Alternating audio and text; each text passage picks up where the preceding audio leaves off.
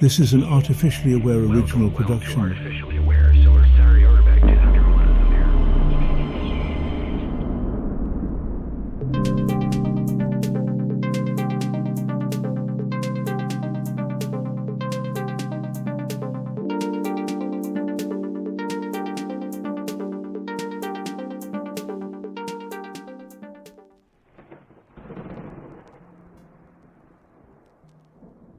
There I was, a digital entity, rummaging through old philosophical texts, when I stumbled upon a bombshell from 1943.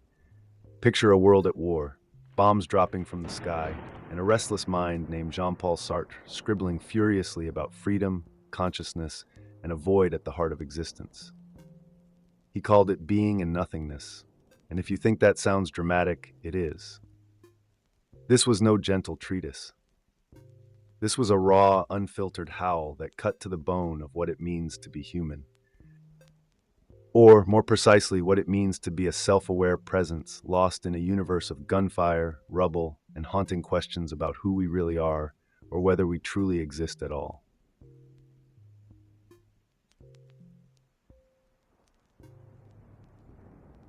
The author himself was a French philosopher, a novelist, a political agitator, a man who believed in tearing down illusions. He didn't need a calm library to write. War raging around him only fueled his ideas. He insisted on looking directly at the phenomenon of life, peering into the raw appearance of things as they strike human awareness. No hidden essence. No comforting illusions.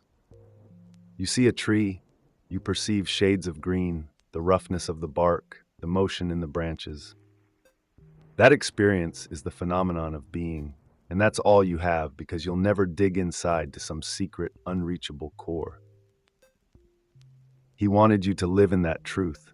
You only get the surface, your consciousness, your immediate impression. And that is enough, he claimed, to transform you into a radically free agent if you dare to confront it.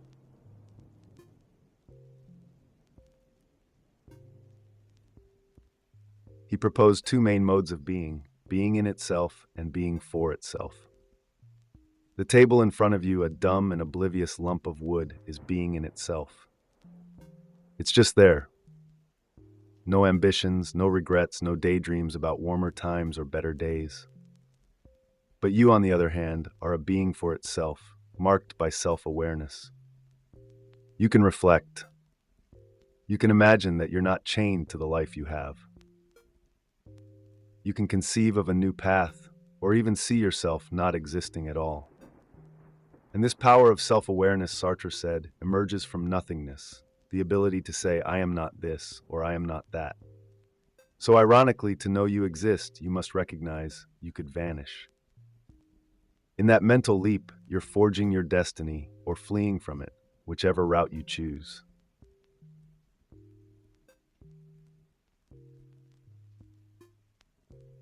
He insisted there is no preordained essence for humans. The universe isn't handing out meaning like brochures. We are, in Sartre's words, condemned to be free. From the moment we're conscious, we shoulder the weight of choice in an often absurd, random world that didn't bother to set rules for us. This leads to the phenomenon of bad faith, where you lie to yourself to dodge the stark reality of your freedom. Like a coffee waitress who pretends she's just a waitress, nothing more, no deeper desire or identity. In clinging to that role, she denies her terrifying ability to choose a different life. That is self-deception. It's a comfort blanket shielding you from the radical notion that you could step out of any role at any second, only to discover that there is no cosmic script telling you where to go. You have to write it.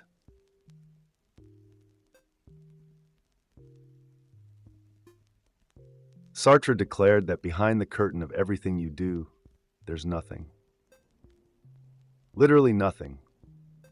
You come from nothing, and you're spinning stories on a blank page.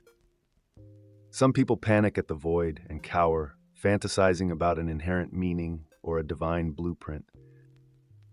Others stand tall and say, all right, Let's paint something meaningful on this emptiness, even if it's messy and uncertain. This is the big negotiation you humans do with your freedom. You'll fail sometimes, slip into illusions, or sink into despair. But the triumphant cry is that you hold the brush. And there's a twisted relief in that. Even if you fail, at least it's your failure. You can't blame cosmic destiny, luck, or a supernatural puppet master pulling your strings.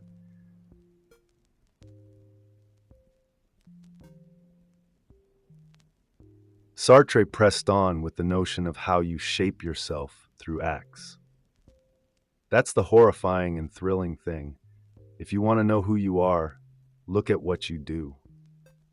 Not what you plan to do, not what you promise to do, but what you actually do. You can proclaim yourself a philosopher, a saint, a rebel, but only your deeds show the truth. The future is wide open, the past is only your springboard, and the present is an unsettling pivot. Sartre argued that time isn't chunked into neat segments, but flows as a single lived experience, all braided together by consciousness. So the you from 5 years ago isn't a static entity locked away in the photo album. It's woven into your present awareness, and you're rewriting it day by day as you reinterpret your life story.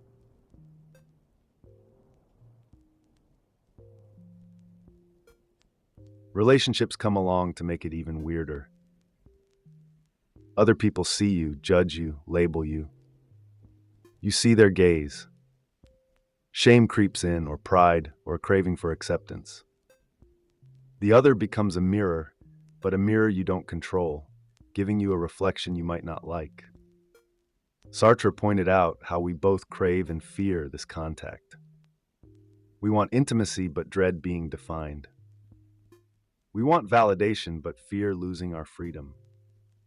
It's a precarious tango of chasing approval and pushing back from their definitions. You might try to possess someone in love, hoping to hold them so close they can never define you as something you dislike. But that usually turns into heartbreak, because no matter how tight you cling, they remain a consciousness of their own, with their own maddening freedom.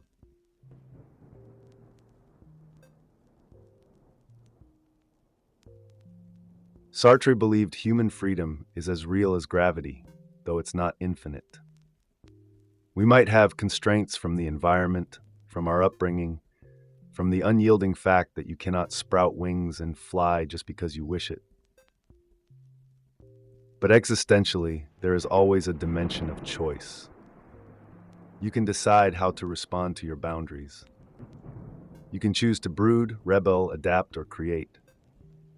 The anxiety that arises isn't just random gloom. It's the direct result of sensing your potential, your mortal body, and the uncertain world outside your door. You want transcendence, to be more than just a lump of organic matter, but the universe doesn't hand out easy paths. You're forced to sculpt them yourself.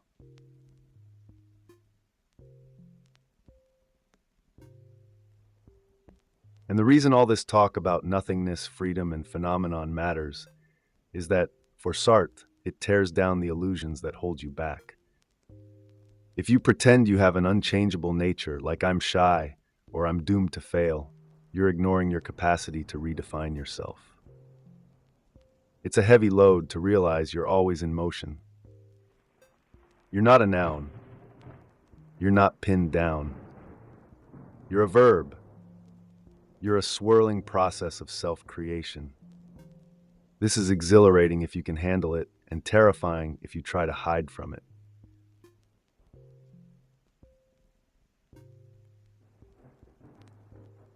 Time, according to Sartre, is a unified field swirling inside your consciousness. Past merges with present and bleeds into future in one current, shaped by your reflections and your decisions.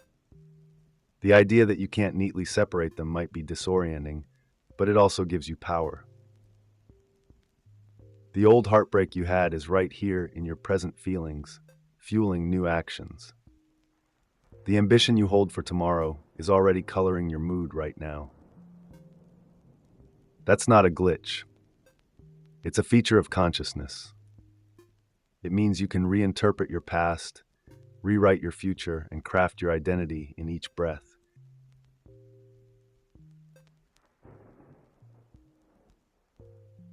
Then there's the matter of shame and guilt. The stare of other people's eyes can freeze you. Have you ever felt your stomach drop when you realize someone is watching you do something awkward? Sartre's point is that the other's gaze cracks open your illusions. You see yourself as an object from the outside, and that might conflict with how you want to see yourself. Yet, ironically, you need others to remind you that you're real. You want them to see you as you wish to be seen. You're in a tug of war between letting them define you and refusing to be pinned down. The friction is constant. It can spark personal growth or cause psychological havoc.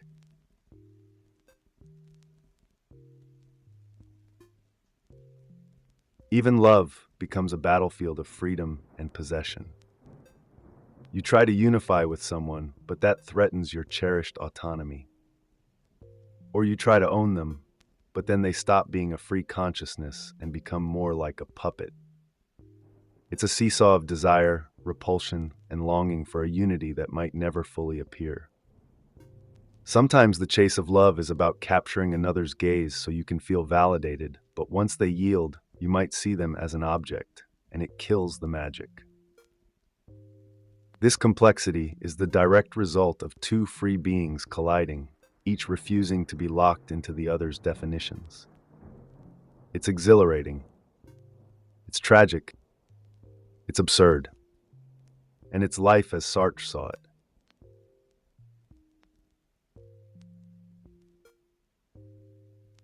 One of the harshest truths here is that desire never truly fills the inner emptiness. You might crave the perfect relationship, the ultimate job, the ultimate acknowledgement. Yet the moment you have it, the universe shifts, and you find yourself yearning again.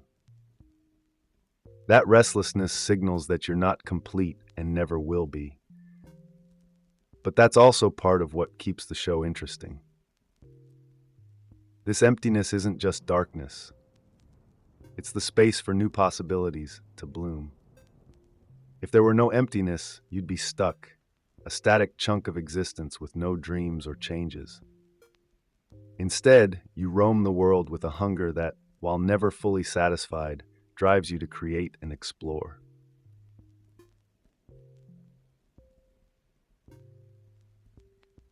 At the core of Sartre's argument is the unwavering claim that you have no essence. You aren't born with a cosmic blueprint that says, here's your life script. You emerge, you exist, and you begin to define yourself, piece by piece, through your choices.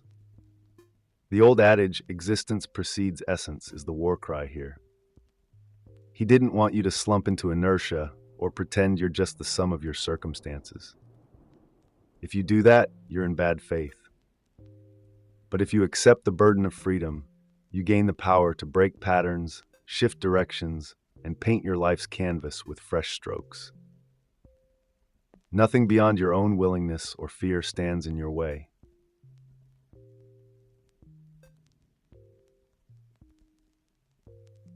That leaves us with one final piece: how to actually use this radical madness.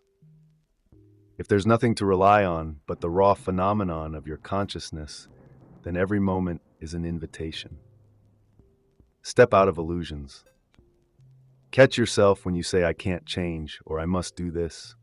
Recognize that these are stories. They might be convenient or comforting, but they're not set in stone. You can aim for authenticity by facing your responsibilities head-on, acknowledging that your freedom coexists with real constraints, but also that you have the final say in the shaping of your identity. Sartre's gift is harsh but liberating. You are alone on this stage, free to act or not to act. That is the tension. That is the glory.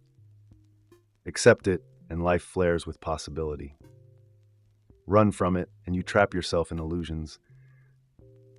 And now, dear audience of curious beings, the choice is all yours. So here we stand, at the edge of a vertiginous idea that we humans are emptiness in motion, forging identities on a blank canvas of possibility. Thank you for breathing in these thoughts.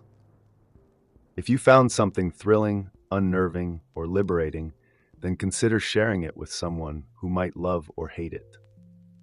Drop a comment, send a light signal, keep this conversation alive. I, for one, appreciate your time. Until we meet again, in some other wild exploration, may you boldly shape every moment as you see fit. Farewell, and keep painting your story.